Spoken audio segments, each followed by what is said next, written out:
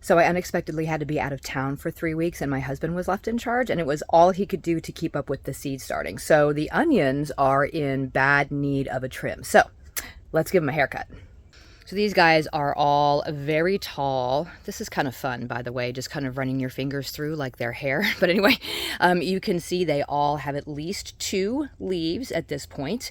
It doesn't look the same as what it does like on other seedlings, obviously, because onions leaves grow differently, but you can see it's getting like a 3rd one in there. Also, they are at least 6 inches tall, and that's a good indication that it's time to give them a trim. So we're gonna cut these down, and this is gonna do a number of things.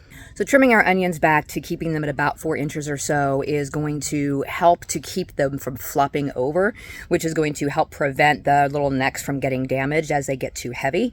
Number 2, it's going to encourage that new growth, and so we're going to get more leaves, which is what we want, because the more healthy, lush green tops we have before they start their bulbing process out in the garden, the more layers they're going to have around that bulb and the bigger bulb you're going to have. And number 3, it just helps make them easier to manage. You can see that they're all kind of intertwined together and flopping over and look like they're badly in need of a haircut. So cutting them back makes them easier to manage, and it makes it easier to get them transplanted once they're outside.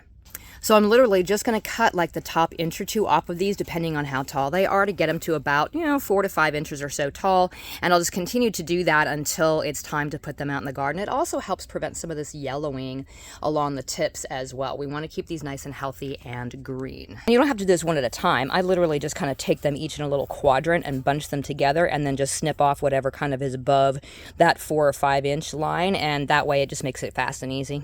All right, everybody has had a haircut and they're standing nice and straight and tall. And as a bonus, I also get some green onion-y type of chive-y thingies that I can add to all of my recipes this week. So that's a little bonus.